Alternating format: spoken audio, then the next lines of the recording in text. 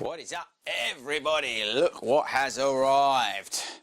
Pegasus. Where is it?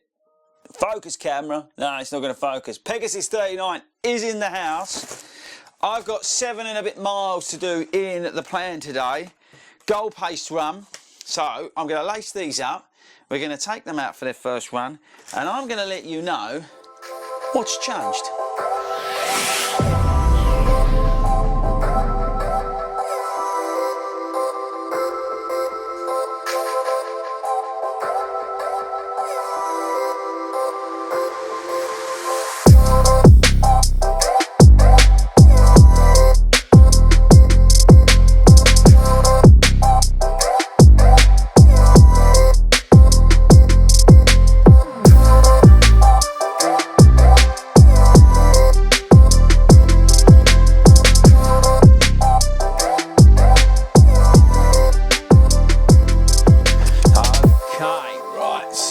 Showered, cleaned up, and I tell you what, I had a right result because it's now raining outside, so well done 40. Now 8 miles, meant to be 7 at gold pace, but 8 miles in the end at my gold marathon pace. That's 8:35 per mile, 5:20 per kilometre. I'm going for a 3:45 marathon in Edinburgh, if you've not been following the channel. So this is only a first impressions, really first impressions of the Pegasus 39.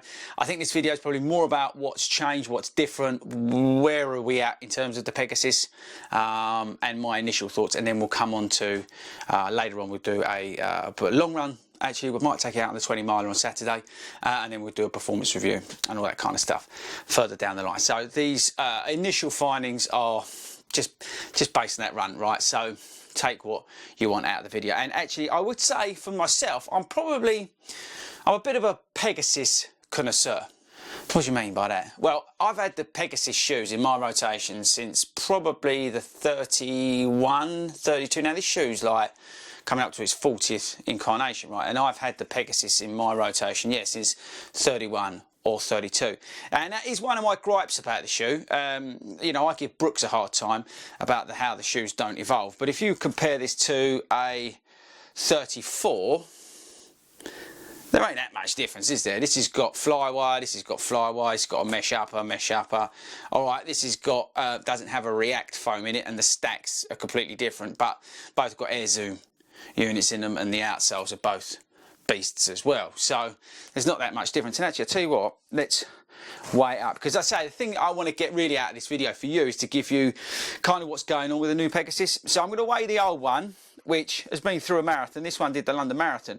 320 grams, 11.3 ounces, UK 9.5 people, and that's the Pegasus 34 by say that has been through the marathon. 10.2 ounces for the new one.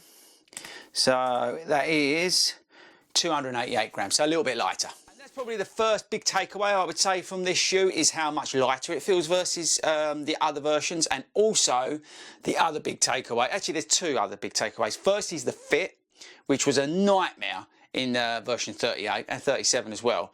But this fits true to size, people. This is a UK 9.5, and finally Nike have gone back to fitting true to size. So for me, I can't say anything other than don't worry about your sizing for this one. It feels wider across the midfoot. There's plenty of height in the toe box. So some of those issues with 37 to 38 seem to have been corrected here. The other thing I wanted to talk about is the ride, because this has got now 2 Air Zoom units. The other version had the one in the forefoot, and it was all pumped up and like really awesome apparently. They stuck another one in the heel, and then the ride is noticeably bouncier.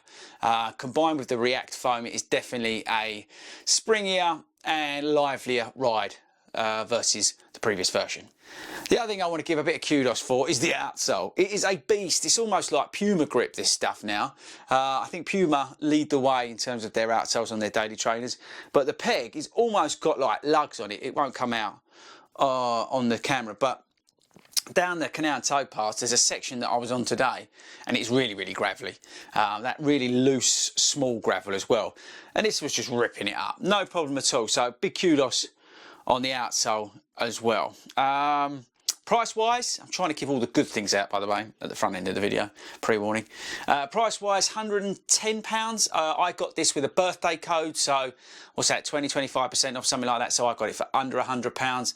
Colourways, you've got this black one, you've got like a light grey colour, but I wasn't a big fan of that, so I went for the black, because for me, I'm going to be using this mainly as a coaching pair of shoes. Like I say, I'm going to use it on and off in terms of daily trainer, but really I've got other shoes that I prefer, and I'll come on to that in a minute. But I went for the black because, I say, mainly I'm going to be using it for coaching.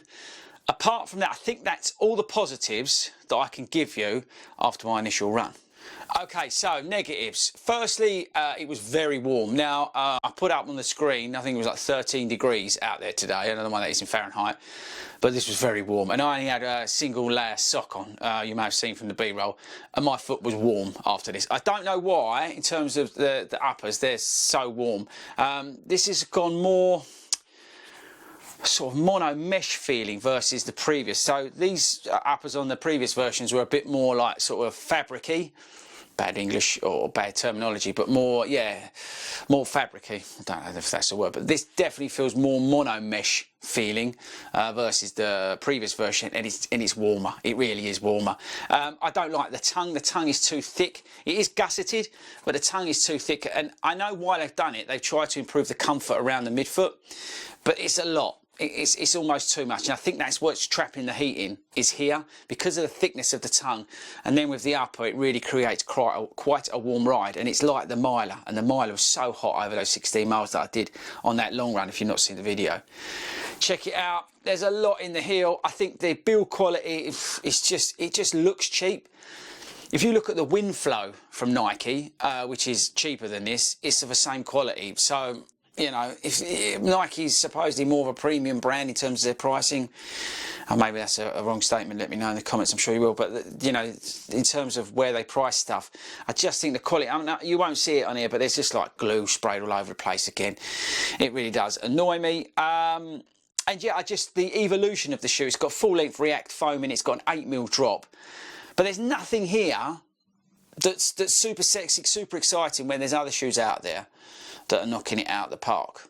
Now, that may not be a problem for some of you, because if you're a everyday runner and you just need a pair of running shoes to do a bit of everything, then a Nike Pegasus 39, forget 38, 37, will do the job based on that run I've just done. There's nothing here apart from the really thick and warm upper that's going to disappoint you. It does exactly what you'd want from a Pegasus, which is pretty much everything. As I said, we'll see how it gets on the 20-mile run, but working at goal pace today was absolutely fine. Straight out of the box, it was absolutely fine. Plenty of grip, plenty of traction. It's going to last forever, so there's no complaints on that side of things. But I would just ask you to please to check out other shoes, you know, from the likes of Puma, from the likes of New Balance, from the likes of Atreyu. From what else is there? There's just loads out there now, people, and I think there's better shoes out there that are more exciting and probably give you more and give you better value. Look at the Reebok shoes. So, give you an example: Reebok Float Ride Energy 4. You know, we're getting that for well under £100, and there's probably just as good a shoe there as there is here. So, you know, that's the thing. There is probably a springier ride in this versus the Float Ride. The Float Ride for me is that little bit firmer, so I do like the React foam, and the React foam does get better over time. But I don't know. There's just, you don't need to buy this shoe because you've always bought this shoe, and it goes back to my point about Brooks. There's nothing wrong with Brooks shoes. There's nothing wrong with Nike Pegasus shoes, but you can get better out there. So, yeah, there's nothing bad here in terms of the new version. I think apart from the upper, which is just warm, and there's a lot going on around the midfoot. But if you like that, that's fine. But I think they have made significant changes to it to warrant you maybe looking at it again. Because if you were put off when version 37 and 38 came out, this could be your way back in to the Pegasus line. Yes, that's probably a good way to end the video. Again, look guys, this is only after an initial run of 8 miles, right? So, you know, how much can you tell after that? But I do consider myself a bit of a connoisseur with Pegasus because of how many I've had. And you just know when you put a shoe on, sometimes if you've had so many incarnations of it, you know what's going on. So yeah, so there are my initial thoughts. I don't know whether that helps or not. I'm guessing hopefully you got yours today, like I did with mine today. Let me know in the comments, have you been out for a spin in them? How have you found them? Or are you waiting for a specific reason, specific colourway? Let me know in the comments how you find the Peg 39. That's it from me. Right guys, I'm going to get some lunch, so I'll catch you later.